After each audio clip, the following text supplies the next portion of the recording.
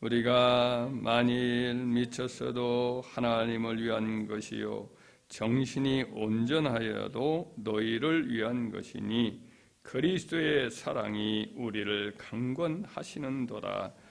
우리가 생각하건대 한 사람이 모든 사람을 대신하여 죽었은즉 모든 사람이 죽은 것이라.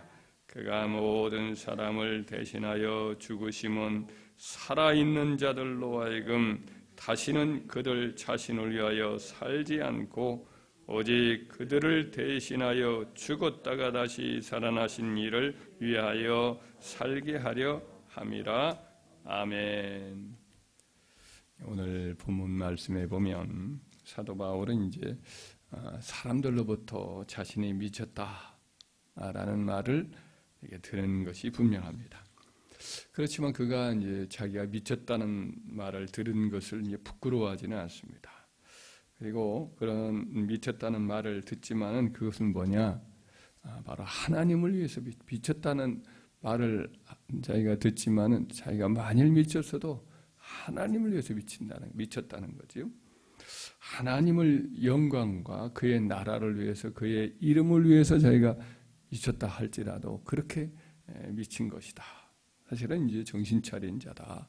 너희를 위해서 내가 정신이 온전하다 한다 할지라도 너희를 위해서 하나님께 차근차근히 설명하듯 그렇게 정신이 온전한 자다 이런 말을 하고 있습니다. 그가 이렇게 미친 사람처럼 살았는데 그의 삶을 돌아보면 참 과연 미친 사람처럼 산 것 같습니다. 예수님을 부활의 주님을 이제 담에성으로 가는 도중에 이렇게 만났어요. 그것이 이제 이 편지를 쓰는 당시에는 주후 55년경인데 그가 이제 예수님을 만난 것은 약 예수님을 이 편지를 쓰기 전에 한 14, 15년 전 이렇게 여겨집니다. 그러니까 주후 45년, 그러니까 한 43년에서 47년 이 사이로 이렇게 파악을 할 수 있는데 예수님을 하여튼 만나자마자 완전히 달라지죠. 예수님 부활하신 주님을 만나자마자 예수님을 믿는 사람들을 체포하려고 했던 그 열정 가지고 즉시 잡으러 갔던 그 다메섹에서 예수는 그리스도다라고 선포를 시작하지요. 그리고는 곧장 이제 예수님에 대해서 더 알고자 하는 마음 이걸 가지고 아라비아 사막으로 가죠. 호렙산으로 보통 생각을 합니다. 호렙산에 가서 3년 정도를 기도와 말씀 묵상에 힘을 쓰지요.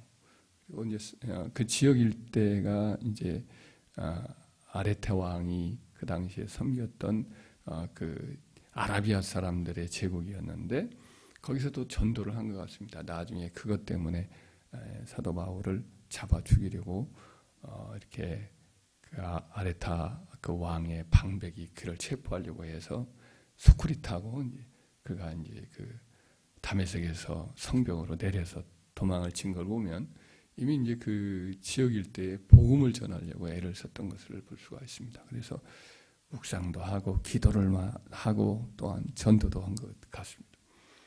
그렇게 하다가 예루살렘에 올라가서 사도들과 만나서 이제 교제를 시작하니까 힘을 내어서 예루살렘에서 복음을 전하려고 했는데 주님이 네 말을 듣지 않을 거니까 여기서 빨리 나가라. 이 말을 듣고는 결국은 고향으로 내려가서 10년 정도를 은인자중하며 기도와 말씀 묵상에 매진을 하지요. 그러다가 바나바에 의해서 시리아 안디옥 교회로 인도함을 받아서 거기서 이제 성도들을 가르친 일에 힘을 쓰다가 마침내 이제 주 한 47년경에 성령의 보내심을 받아서 이방 선교를 그가 시작을 하지 않습니까? 1차, 2차, 3차 그 선교 여행을 그렇게 다니면서 그 광대한 이방 지역에 많은 영혼을 건져냅니다. 많은 교회를 세우고 또 악한 원수마귀의 진지들, 우상에 여러 매였던 사람들, 예를 들면 에베소 지역에는 아르테미스 신, 아뎀이라고 하는 신을 막 섬기는 거대한 신전도 있고 그 신도들이 거의 뭐 그 지역 주민 전체가 다 그와 같은 아데미 신을 섬기는 그런 사람들이었는데 그 성전에 있었던 그 이방 선전을 다니던 사람들이 많은 사람들이 주께로 돌아오고 이런 역사가 일어나죠. 사탄의 진들이 다 사도 바울에 의해서 깨뜨려지는 그런 역사가 있습니다. 이 편지를 쓴 이후에도 그는 미친 자처럼 살지요. 그래서 이 편지를 쓰고 나서 얼마 있다가 예루살렘에 와서 복음을 전하다가 체포를 당하죠. 체포를 당해서 가이사랴 감옥에 2년 동안 갇혀 있는데 그때 이제 총독이 갈리죠. 벨릭스 총독이 있다가 나중에 베스도 총독이 부임을 하는데 베스도 총독에게 마침 부임인사차 헤롯 아그리파 1세가 찾아와요. 그 헤롯 아그리파 1세가 와서 이제 그 부임인사차 왔다가 바울의 말을 듣고 나도 그 말 한번 들어보자 그래가지고 자기 누이 동생인 버니게와 더불어서 많은 이제 천부장 인사차 왔으니까 많은 사람을 데리고 왔는데 그 사람들 전부가 바울 앞에 딱 서가지고 바울이 하는 말을 이제 신문을 하는 거지. 다들 뭐 왕복을 차려입고 공주의 화려한 옷을 입고 또 천부장들 이런 사람들은 계급장을 달고 또 이제 베스도 총독도 역시 자기 뒤에는 뭐 로마 제국의 거대한 권력이 이제 그를 배경으로 밀어주는 그런 사람이 쫙 앞에 있어요. 바울이 자기의 무죄를 변호할 수 있는 절호의 기회입니다. 그러라고 한번 너 자신을 위해서 변호해봐라. 이렇게 기회를 준 거 아닙니까? 그런데도 불구하고 사도 바울은 자기 말은 거의 일치하지 않고 자기와 함께 하셨던 하나님, 죽으시고 부활하신 주님에 대한 만남, 그 그리스도 예수께서 바로 선지자들이 예언하였던 그 예언 그대로 죽었다가 다시 살아나신 사건과 그를 믿는 자들도 역시 부활의 영광이 이른다는 이 복음을 힘있게 진 거예요.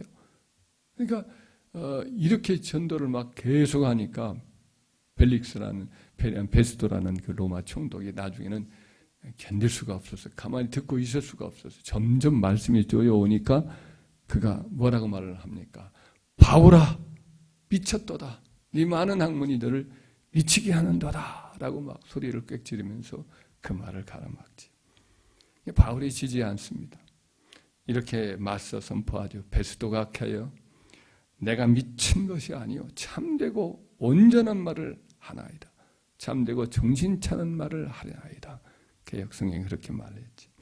그 총독 옆에서 경청을 이제 헤롯 아그리파가 왕이 계속해서 하고 있는데 이제 베스도에게 대답을 하고는 그 옆에 눈초리를 돌려서 이어서 아그리파 왕에게 이야기하기를 왕께서는 이 일에 하나라도 아시지 못함이 없는 줄 믿나이다. 이 일은 한쪽 구석에서 행한 것이 아니니이다. 아그리파 왕이여 선지자를 믿으시나이까? 믿으시는 줄 아나이다. 이 선지자는 곧 구약에 활동을 했던 하나님의 말씀, 곧 구약 성경 전체를 가리키는 말이기도 하지. 그러니까 선지자는 나도 믿지 이렇게 말을 만약 고개만 끄덕이면 이제 계속해서 구약 성경의 말씀을 인용을 하면서 예수 그리스도가 구약 성경의 선지자 예언대로 오신 분이고 그 예언대로 고난당하시고 예언대로 부활하신 분이다. 이분이 그리스도라고 계속해서 변증을 했을 것이 분명합니다. 계속 전도하는 거죠. 내 왕도 더 이상 이제 자기에게 막 쪼여오니까 그 말을 들으려지 않고 이렇게 제지를 하지요. 네가 적은 말로 나를 권하여 그리스도인이 되게 하려 하는도다. 당시 그리스도인들이 소수요. 다수는 유대인들이니까 유대인들 비율을 맞추려고 하는 이 헤롯 아그리파 1세로서는 직접적으로 전도를 해오니까 막 당황을 한 거죠. 그러자 사도 바울은 또 지지 않습니다. 그 사람들 앞에서 이렇게 힘차게 도전을 해요.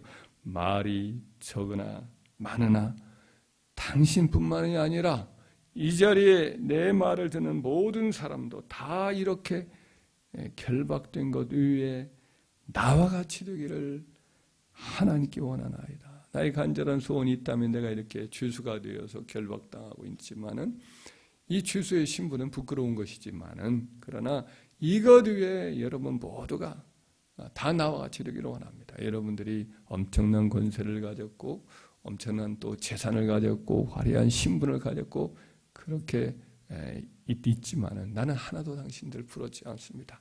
여러분들은 도리어 나와 같은 이와 같은 신앙의 은혜를 입기를 원합니다. 나와 같이 예수 그리스도를 믿고 구원받고 천국 백성 되기 원합니다. 라고 담대하게 선포한 겁니다. 정말로 미친 듯한 미친 그런 표현을 들을 만큼 오직 예수 그리스도께 복음을 전하는 일에 모든 것을 쓰는 것을 볼 수가 있죠. 시간이나 열정이나 그의 모든 삶, 모든 것이 예수 그리스도께 완전히 미쳤음을 보여주는 명백한 장면이죠. 왜 사도 바울이 이렇게 미친 사람처럼 예수를 전하고 그렇게 아무것도 부끄러워하거나 아무것도 무서움이 없는 그런 사람이 되었는가? 오늘 본문의 말씀에 보면 그리스도의 사랑이 나를 강권하시는도다. 강권하는 막 그를 잡아 끄는, 그를 사로잡아 버리는 그리스도의 사랑, 이것 때문이라는 거예요. 우리 부모님들도 우리를 사랑하지만 우리를 위해서 대신 죽어줄 수 있겠는가? 그건 또 다른 차원일 수 있어요. 우리의 사랑하는 친구, 우리를 위해서 막 모든 것을 바칠 것 같은 깊은 우정을 가진 사람도 그렇게 대신 죽어줄 수가 있겠는가? 정치가들이 그렇게 하겠어요. 혹은 우리의 모든 수많은 여러 또 형제들이 그렇게 하겠어요. 지극히 비천하고 악하고 쓸모없고 부족한 우리를 위해서 우리 주님께서는 대신 자기의 생명을 다 쏟아서 피를 다 흘려서 나를 위해서 죽어주셨고 나를 위해서 또 다시 부활하셨어요. 그 사도 바울은 바로 이 강권적인 그리스도의 사랑을 깨달았던 거죠. 그래서 이렇게 미칠 수가 있었던 거죠.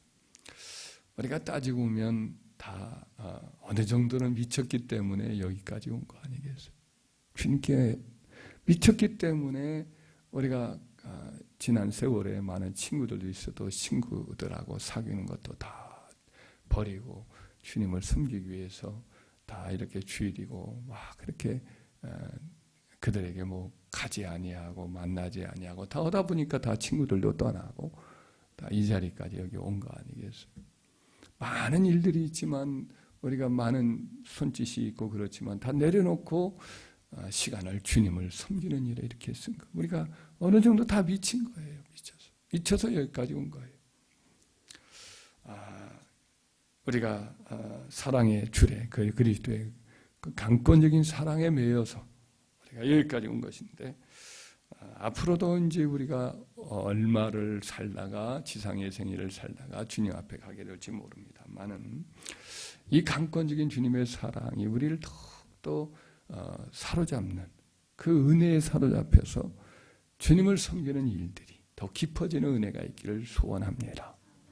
그 사랑에 매여서 주를 위해서 더욱더 거룩한 바보처럼 살다가 우리의 삶을 사도 바울이 내가 너희를 위해서 내 재물을 허비하고 아니 나 자신까지 허비하리니 이런 고린도 교회 성도들에게 편지를 쓰잖아요. 이게 허비하는 거죠. 거룩한 낭비자지.